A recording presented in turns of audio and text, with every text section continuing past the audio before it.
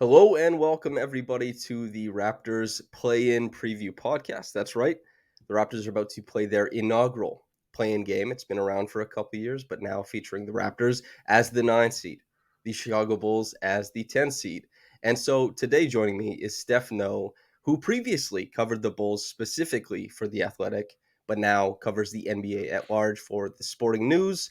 He's one of the best doing it. I learn a lot reading about anything he writes about, really, but most recently learning about how Jakob Poeltl's rolling in particular might give the Bulls some troubles. That'll be linked in the bio. But we're here to talk about the playing game, kind of go back and forth, banter about what might go right and wrong for each team. Steph, how the hell are you? I'm doing great. I'm really excited to talk to you, Samson. I'm a huge fan of your work, so hopefully I don't make myself look foolish. No, man, there's no way. There's no way whatsoever. And thank you. That's really kind of you to say.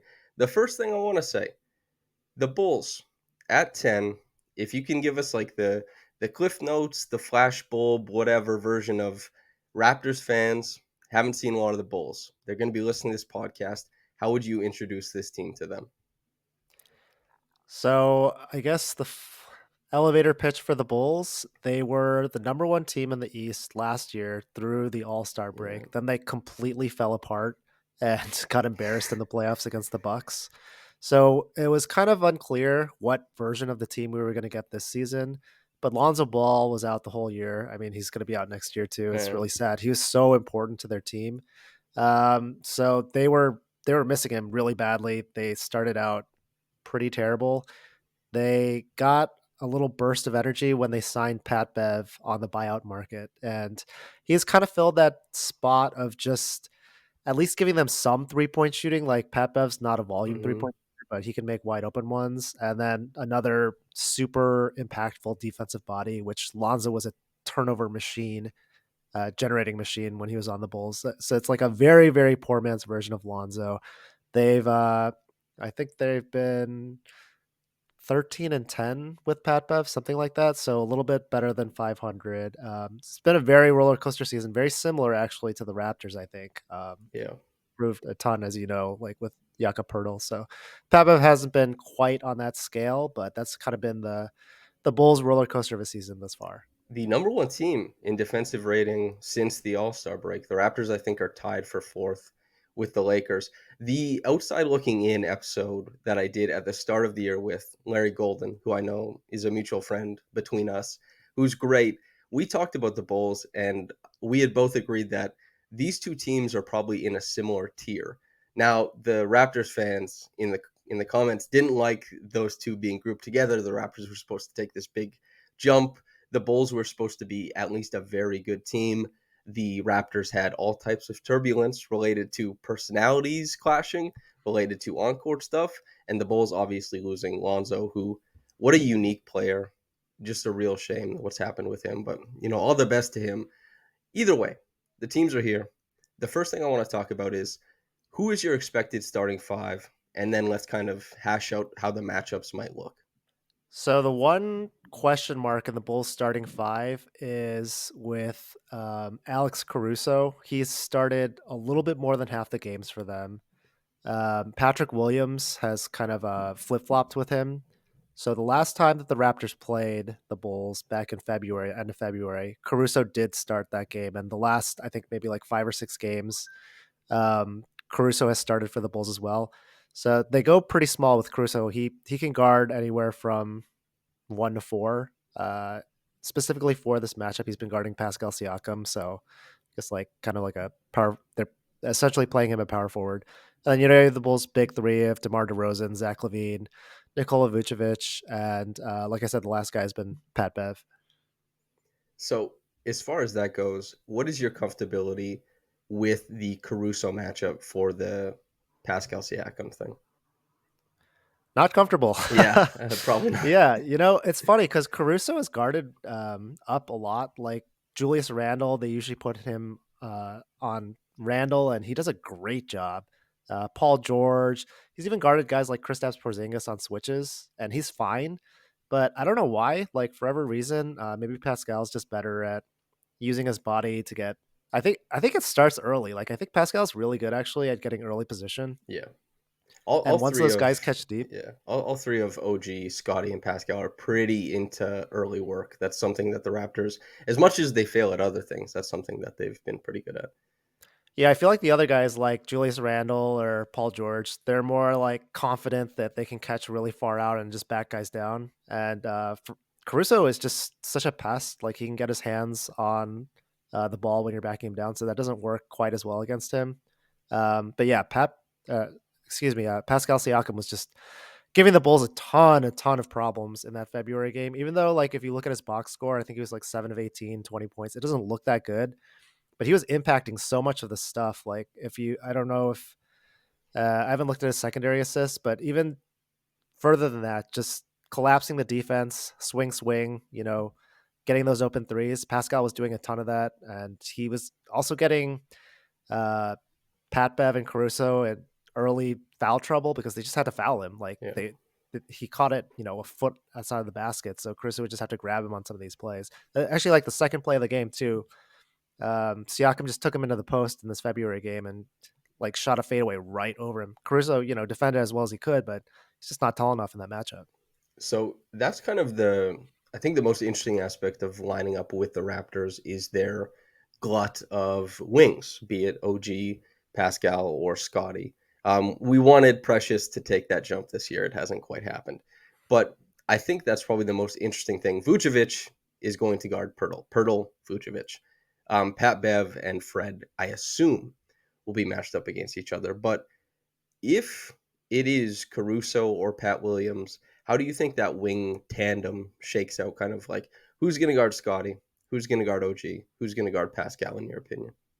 Well, I mean, yeah, Caruso or Pat Bev is going to guard Pascal, and then Demar and Zach are kind of like the same essentially. I feel Yeah, like, and when they played, like they switched a lot on Scotty and OG. Just both of those guys have okay size. I mean, Demar's a little bit bigger than Zach, but both of them are uh, not great off ball. I would say right. probably the weak links on the Bulls. Yeah, and actually Zach is like okay as an on-ball defender. I think Demar's he's okay too, but yeah, those guys are. I mean, they're both going to be not really getting in the way of either any Raptors players that they're guarding.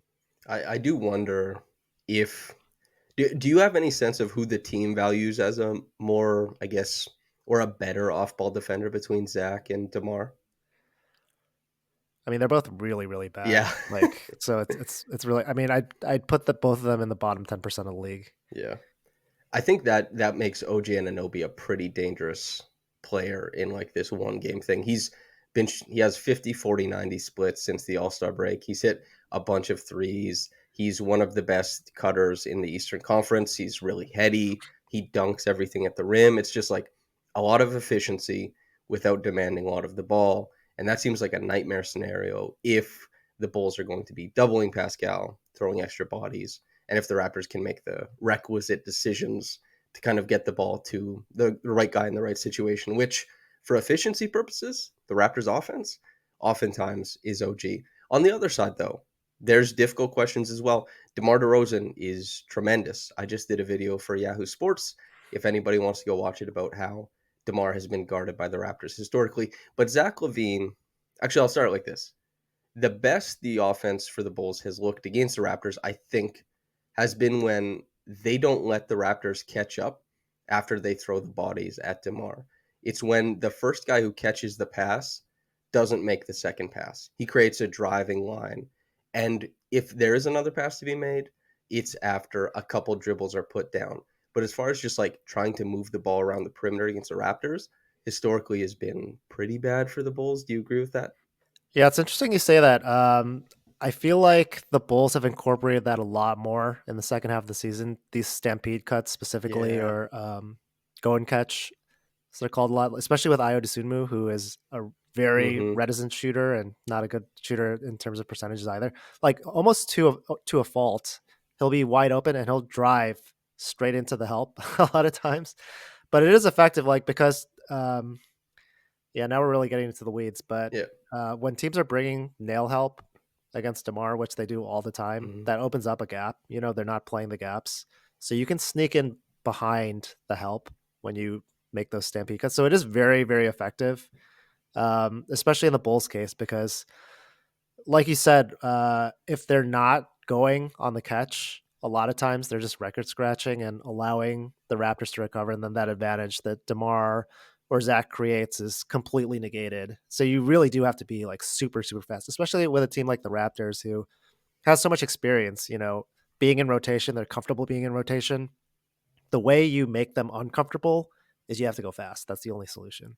I think it's also that the Raptors, they're comfortable in rotation, but they're also comfortable showing rotate more comfortable showing rotation than they are making that hard rotation to a drive, for example. Like there's a difference in the NBA between showing and actually rotating. And it might seem negligible, but it isn't to a guy who actually puts the ball down in a stampede cut, like you mentioned, and is punching that gap and saying, like, is somebody going to meet me in here or am I going to be able to get a shot off at the rim? Io in the second game that the Raptors and Bulls played in November kind of changed the tone of the game by doing so. And I remember that being like really, really effective. So that is something I'm really interested to see how it affects the play-in matchup. But I'm pretty sure OG is going to be the guy guarding DeMar. Historically, he has been, and when OG's off the floor, they've had one of Precious or Scottie guarding DeMar, but it's been OG for the most part. As far as the Zach Lavine thing, do you have a preference? Do you think there's a guy he would do quite well against on the Raptors outside of OG? Do I think there's a guy that Zach would do well against on the Yeah, Raptors? Um, hmm. I mean, they've put Van Vliet on him a lot. I think that as far as like one on one goes, like he can probably do the best against Van Vliet, but that's not really the way that the Raptors play anyway. I mean, they're going to bring help, so it doesn't really. It's not as important who that initial matchup is. Um, yeah, so every time DeMar or Zach try to drive, like it's not even two bodies, it's three bodies.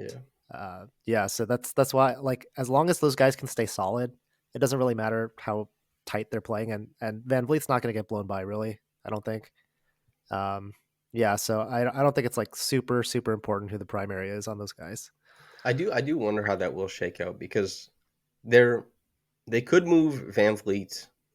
They, like historically, the Raptors have been pretty comfortable, more comfortable than they should be, putting Scottie on point guards and then setting Fred kind of at the back end of the defense so he can be more effective on digs and stuff like that. But I do wonder Mm. what that looks like, and I wonder what the Bulls if OG proves to be pretty sticky on DeMar, like at the point of attack, if they kind of shift more of the offense away from DeMar and more of it into Zach's hands. And is it have you seen quite a lot of that happen for the Bulls, or are they usually like trying to keep it more 50-50 between those guys? I know they have similar counting stats as far as like what they create and impact, but do you see the hierarchy shift quite often between those two?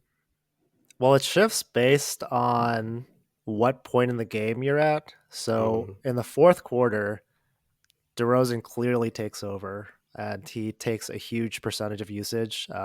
He doesn't even need ball screens; like he does it on isolations, right. and then he'll generate an advantage and then pass it out or whatever.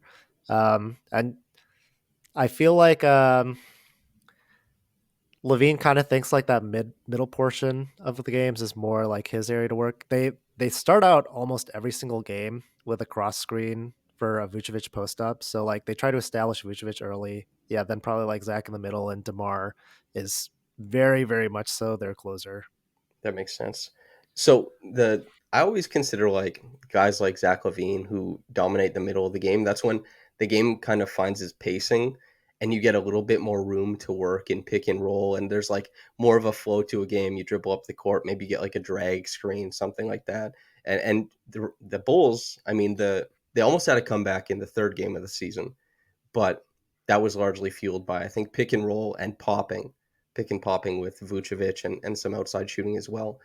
As far as the Raptors, when we think about their defense, do you think that between the stampede cuts, providing pressure, or maybe in a one game toss up, do you have a preference between the Bulls choosing to try and kind of with a five who does shoot it better than most centers in the league? With, if Pat Bev is feeling it, he provides more shooting than historically they've gotten there between probably Zach off ball to some degree. Like, what is your ideal scenario for the Bulls to try and operate to the best of their ability offensively? Well, their half court offense sucks. Yeah, So same with the Raptors. yeah, they just gotta try to get out and run. As far as like half court stuff, I think that's more what your question was. It's tough because you can't get players to play outside their comfort zone, even if that's what you want to do as a coach.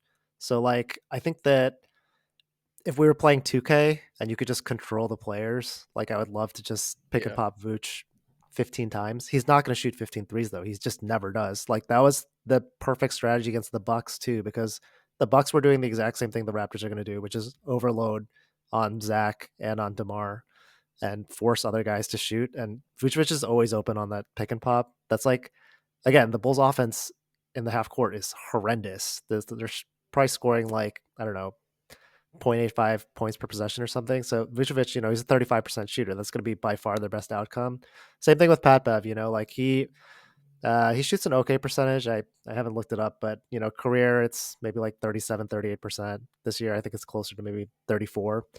But he just won't shoot a ton of them. Like he'll pump fake, wait, and then the Raptors defense is reset. Um, so you just have to be comfortable with let these guys be comfortable with what they are good at. And for the Bulls, that is letting DeMar cook, trying to bait guys into fouls. Letting Lavine kind of get stuff on the second side or shoot a ton of pull up threes and playing through Vooch in the post, hoping teams double him, and the role players just hopefully, you know, going 1 of 3 from three, like all five of the bench guys or whatever. So the half court stuff for the Bulls, I think they're 24th in half court, and the Raptors are 25th, I believe. Points per play in the half court, it says the Bulls are ninth, but they just have no offensive rebounding and they don't run a ton of like they don't get a large percentage of plays per cleaning the glass. Yeah, that So checks out. it should be really interesting to see how the Raptors and the Bulls, kind of two teams very bad at half court offense, try and find success. As far as You and I Vooch, have different versions of the word interesting. I'm not looking forward to watching that half court offense. um, as a Raptors analyst and Raptors fans will know this extremely well. You gotta try to appreciate the grind. The offense has been crazy stagnant for years at this point, and I don't think that Pascal Siakam or Fred VanVleet can be as tantalizing at any point in time as maybe Zach or DeMar. But regardless, you said establishing through Vooch. What do you think that looks like with now Pirtle in like they had Pirtle last time, but what do you think that looks like for this playing game, trying to establish Vooch through the post and if that double comes? Well, Pirtle, man, I love Pirtle. He's Pirtle awesome, is yeah. Pirtle's a great defender in so many different areas. I think like post defense, he's pretty solid. So Vucevic is not going to have an advantage there.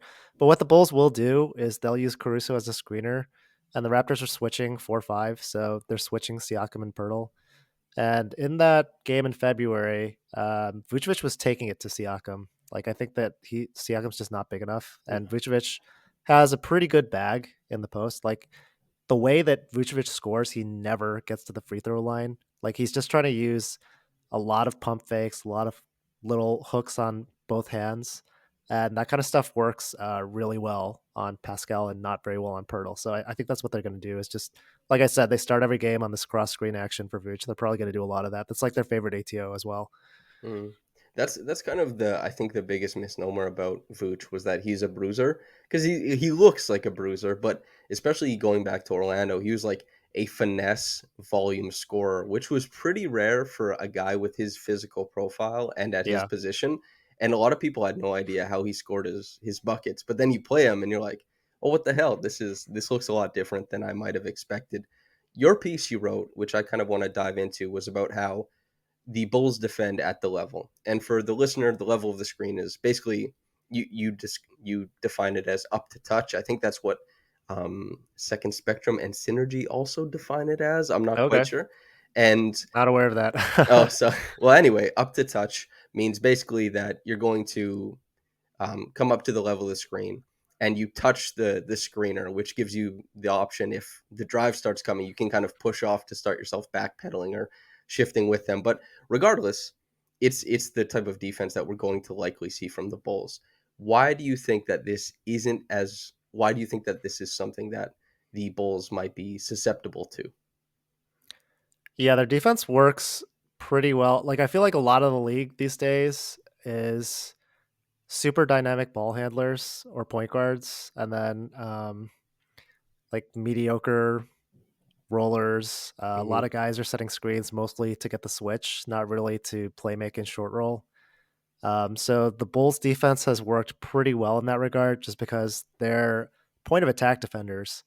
I mean, they're awesome. Caruso is probably the best in the league. He's yeah. Pat Bev obviously is very good. Io Dosunmu is extremely underrated, and then they have Javante Green on the bench too. They probably have like 4 of the top 20 guard point of defenders on their team. And when you pair that with Vucevic not giving those guards a lot of space, it gives these Bulldogs a lot of opportunity to just attack and generate so many turnovers. Like I said, the Bulls need these turnovers to get fast breaks because that's basically their best chance of winning these games. Now, the weakness there is that with Vucevic staying so high up, guys can roll behind him, and then you're giving up a 4-on-3.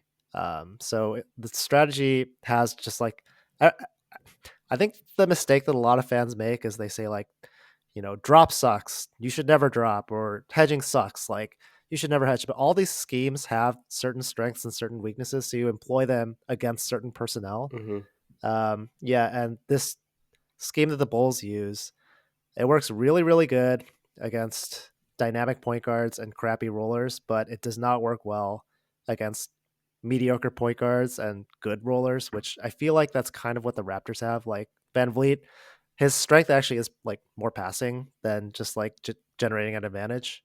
So like you're taking away his advantage generation, but that's not really what he does anyway. So It's it's definitely been Van Vliet is a guy who won't pressure a dropping big the way that a lot of the star guards do. Like Van Vliet, as far as guys right. who've taken over, I think 100 mid-range attempts, is fifth or sixth so far this season. But it's not.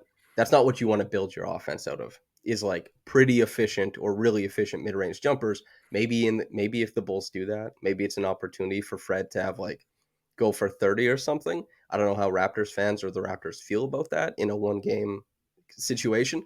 Well, I guess two if things go wild. But as far as the Bulls and Raptors, Fred is a guy who he's been pretty reliably since Pirtle came getting him the ball. And Pirtle is not only really good at finishing with pace on the roll, but he also is a guy who makes sure he gets sideways so he can catch and pivot, and it completely shakes up the timing of all the help side defenders.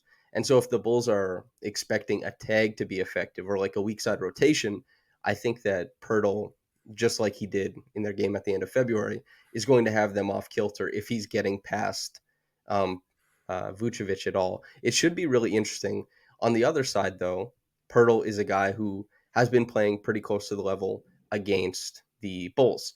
Yeah. There was a play that it went through Vucevic's hands as he rolled, but the Raptors did a hedge and recover. That was the worst it looked as a coverage, but otherwise playing up at the level and trying to make sure that OG and Pirtle's length can crowd the little pop, pass over the top to Vooch, be it, as a popper or as a short roller. I think that's been kind of steady. Have you seen any holes in the Raptors defense that they can kind of in the pick and roll attack?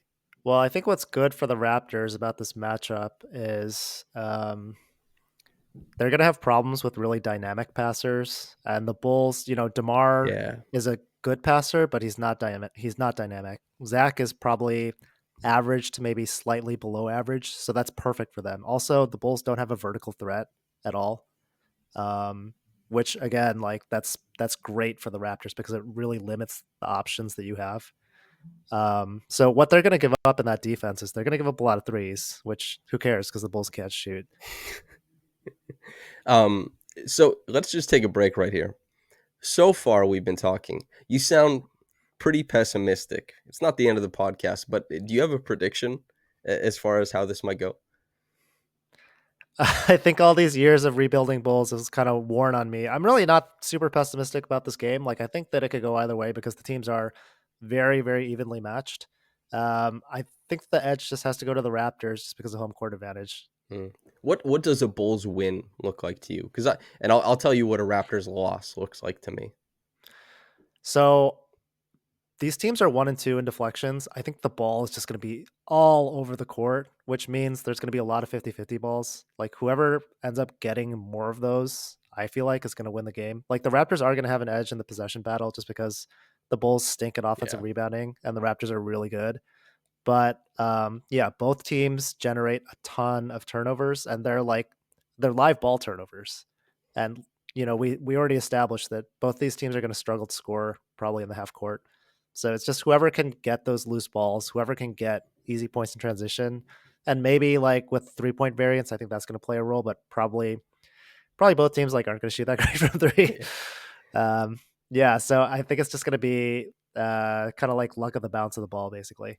That's when I think about the Raptors losing this game. I do think about maybe like Pat Will hitting a three or two out of the corner. I think that Zach probably shoots well if it comes to him, breaks down the defense, punching a gap, working off of, DeMar's gravity. Also, DeMar probably foul baiting a decent amount. And I also think Yeah. that Vooch, the pick and pop, we've seen this with the Raptors. Now, Vooch and Gasol aren't comparable, but the reluctance at, their near all-star level to pull from three is something that has made offenses hum less than they should have. Raptors fans will be aware of that. That's why I say that.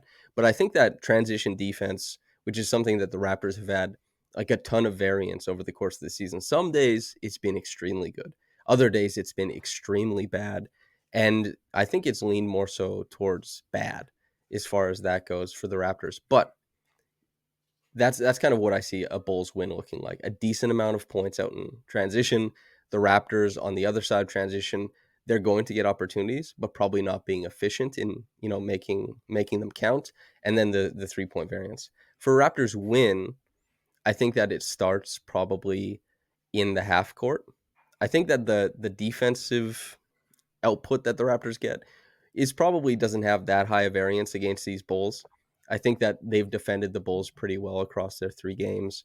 The one game, obviously losing, it didn't go so well with the punching the gaps, but the Raptors, I've been pretty happy with it. But on offense, Pascal comfortably being able to deal with, I think, probably a pest poking, prodding the dribble, taking that attention, and also being able to keep a live dribble for when he escapes that double when it comes and then reinitiates. Being able to navigate all that is super important. And then also Javonte Green, I think, who has gotten a lot of really great possessions against Pascal this season. I wonder what the in between minutes with him look like. But Pascal navigating that and the Raptors not going like 6 of 33 from downtown, which they just did against the Jaylen Brown led Celtics. It was a little bit better against the Jason Tatum led Celtics, but either team, the Bulls or the Raptors, could just have like a 17% shooting night from downtown, and that every single aspect of schematics, defensive wrinkles, offensive wrinkles, anything like that, that goes out of the window with shooting. I'm curious, do you find it fun, disappointing? How do you feel about games coming down to 3 point variance a lot more often in the new era?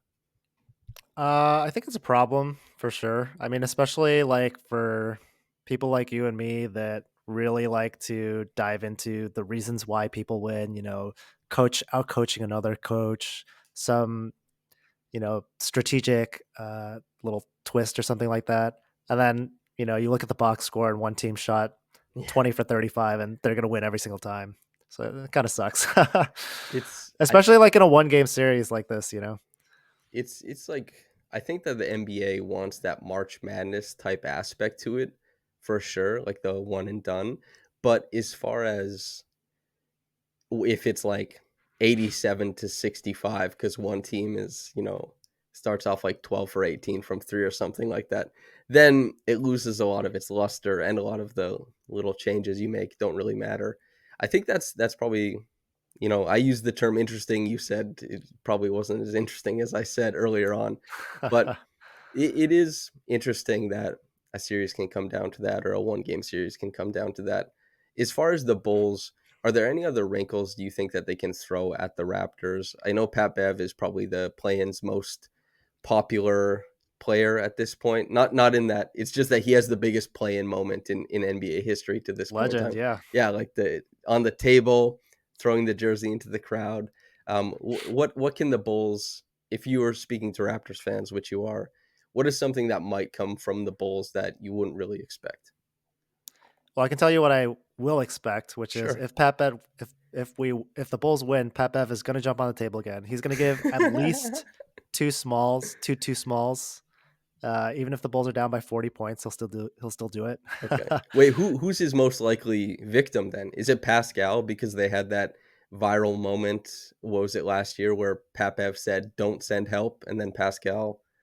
It was actually a mix-up. Like Papev was expecting some defensive help, but then that didn't come. Do you remember that moment where Papev was like, I "No, no, don't, I but got him." I think you're giving Pat Bev way too much credit. He there's not as much thought. It's just did I score inside the 3-point line? Okay, I'm going to do this move now. How many times have you seen that since he signed with the Bulls? I was tracking it for a while. There was one game where he played 40 minutes. I think it was like an overtime game, and he went 2 for 3 for like, he had like 5 points or something, and both field goals he did the too small gesture. So he's very fond of it. It's a crowd pleaser for sure. As far as like unexpected things from the Bulls, though, you did mention Javante Green, who just came back to the team. He had a bunch of knee problems. He's been a huge spark plug for the team, but the thing about him is that they play him a lot at power forward. So like if the Raptors can negate, so Caruso is also the other spark plug. The Raptors can negate both of these guys. Like you want, I know a lot of people are like really high on Patrick Williams, but as of today, Yeah. Caruso is a much better basketball player than Patrick Williams. So you want the Bulls to have to play Williams for his size and don't let them play Caruso and Javante Green. And the way that you do that, if you're the Raptors, is you abuse the Bulls with your size. You make them. Billy Donovan has pulled the plug really quickly on Javante Green, on Derrick Jones Jr. as his backup five. Once teams start to shred the Bulls on the glass, and then he goes to a much slower, much less dynamic lineup with Andre Drummond. I mean, Drummond's going to play a ton in this game too, but just he tries to size up the lineup, playing Patrick Williams at four. If that happens, then you have the Bulls in a pretty tough spot. That's going to be the indicator right there. Well, also something that we have to talk about, I think, just for the average listener of this podcast is a Scottie Barnes enjoyer. They like to hear the outside perspective on Scottie's season, his game, how he might hurt your team. What are your thoughts on Scottie's season? And then are you worried at all about how he might use his size to kind of impact the game against the Bulls? I haven't gotten a good read on Scotty's season because so I probably watched maybe like 10 or 15 Raptors games, and it seems like every game it's a different Yeah, experience with him, yeah, Yeah, like we have a lot of Raptors fans where I work, and the criticism on him is always that like he doesn't really have a bag, I guess. hmm, yeah. But and also like on the defensive side of the ball, you were talking about him maybe guarding Levine. I feel like his point of attack defense has not been quite as good as it was last year. So he's probably the guy I would least want to have on Levine. I do not want Scottie guarding Levine. That's for sure. I think that so I talked to PD Webb. We did a podcast right after the Raptors drafted Scottie, and he said that Scottie was going to struggle at the point of attack. Many people thought Scottie was going to be dynamic, tremendous. He hasn't been good at the point of attack since coming to the NBA. It's He's okay. been okay in like some games, but then in some games he looks like a total disaster. This is what Yeah, I'm talking about. Like it's very inconsistent with his play. but what PD did say was that he expected Scottie to have success against wings like DeMar DeRozan. Hmm. And so I think actually there's been some on switches. Scottie has done pretty well against DeMar, kind of letting his length, as long as he backs off. That's one of Scottie's big problem is jumping ball handlers, but then not being able to keep up with them downhill athletically, like shuffling with guys. Yeah. But if he stays off, which OG has been really good at, if he stays off of DeMar and lets his contests come after the decision has been made on DeMar's part, I think that he can use his length to be effective. Zach, I no part of it. I think that would be a lot of trouble for the Raptors. So I do think that it probably ends up being Scottie on Pat, Fred on Zach, and OG on DeMar, if I had to guess. But as far as the no bag stuff, Scottie, this is something Nick Nurse maybe he won't be talking about it to us for very much longer, but it's something he's been talking about, is that you have to score to generate passing opportunities. I watched every pass that Scottie made this season, and I tracked them and into advantaged assists and non-advantaged assists and everything. And one thing is clear is that he needs to be able to create more advantages, because you talked about the Bulls lacking a dynamic passer earlier. Scottie is one of the most dynamic passers in the league. Like, as far as making the read, to put a guy in the, like, making the ultimate read at the ultimate moment is one of the best things you can do in the NBA as a passer, and Scottie definitely can do that. But the bag, it's got to come along. I really am interested to see if he abuses with the back down, though, because his bag at this point is the bully drive and the bully Yeah. drive alone. There's no pick and roll manipulation. He's pretty awkward in static post up still, but if you let him kind of wiggle and bash his way, he has really great touch on the inside. And depending on who the Bulls match up with him, there could be a lot of room for that, or maybe not so much room. So I'm excited to see it. His first playoff bucket was a bully drive on Tyrese Maxey where he kind of drop stepped into the lane and dunked and was like, Embiid, are you going to step up? I wonder if he might put the screws to somebody. But So Nurse was an assistant in DeMar's last year, right? mhm. Yeah, I feel like you, the way DeMar gets so much of his stuff is just like pump fake, pump fake, pump fake, pump fake. So I feel like they're better prepared for him just because Nurse does have that advantage. And in the first game that I watched, they were breaking out a box and one on DeMar. They didn't play nearly as much zone in the most recent game. Has that just been like a season long trend where they've kind of taken away these junk defenses, played less 2-3? So there was a ton of like junk earlier on in the season, I found. They obviously, there was a lot of Coloco in those early matchups against the Bulls, and so the Raptors, they play less junk with Coloco on the floor, basically, Mm-hmm. because he's not as attuned to it. He had that big, what was it, 6 block game against the Bulls that, everyone started calling him Baby Gobert, and everybody had a, hey, whoa, one sec. But as far as the Raptors and junk defense, I think that it stopped once Pearl came, and they got to be more effective in a lot more conservative looks. Like, he calmed everything down. And the last time they played 2-3 was against the Celtics, a couple games ago, and it looked terrible. So I Mm. don't expect to see like a ton of zone, but I don't know. It should be, yeah. I guess we'll see what happens with that, but it hasn't been like a huge feature of their defense or anything like that. All right. Because the Bulls have played really, really poorly against zone. So maybe they'll look at the film and bring some of that back. I don't know. Yeah, definitely the Raptors. They played a 3-2 as well. Not against Boston, but I can't remember the last game they played a 3-2 in. It didn't go well. They gave up a ton of looks, like corner threes, and I think it was like, man, like 30% of the looks over the course of the game were from the corner three. So it's not something that I expect to happen. But the last thing we'll talk about is DeMar DeRozan, the pump fake, all this kind of stuff. Yes, we addressed that, kind of navigating the point of attack defense. But as far as, you're a guy who, you covered DeMar, and also, there's a lot of history between these two teams. The narrative, are you a fan of narratives or anything like that coming into this game? DeMar taking down his old team in the playoffs. I hate narratives, man. But Demar, I don't think he cares about taking down his old team. I think that he does care about revising this narrative that he sucks in the playoffs. He has had some really bad playoff series. I think last year in particular, like he wasn't very good against the Bucks because they have Drew Holiday. They also Hmm. loaded up on him. They have Wes Matthews too, who was great against him. Um, and I think the problem with him, like also, I believe he lost the play-in game with the Spurs. Yep.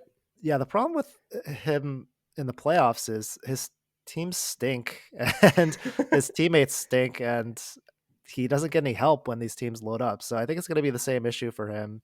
I think a little bit of it too is just like when teams do have the opportunity to scout him a little more, they're more aware of staying down on his pump fakes, which is such a huge, huge part of his game, just getting to the line and yeah, essentially baiting guys getting into the bonus super quickly.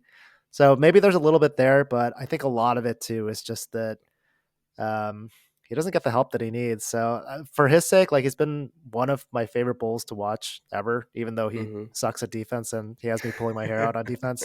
Just his offensive stuff is super fun to watch. So for his sake, I hope that he at least has a big game. He's my favorite player of all time. Huge DeRozan fan from when I was a kid. And I do think that is the scout.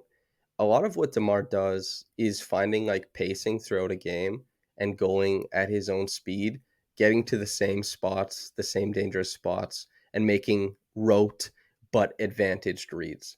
Like it's the inverse of Scottie Barnes. Like DeMar has a big bag and can get to a spot, but his passing isn't that dynamic. He's going to make the same Yeah. plain but effective reads. And that's really great in the regular season where people aren't going to load up on your tendencies as often. They're not going to have as much inclination to do so. But in the playoffs where they want to change up your pacing possession by possession, they're going to treat everything like, okay, we have to lock down on this.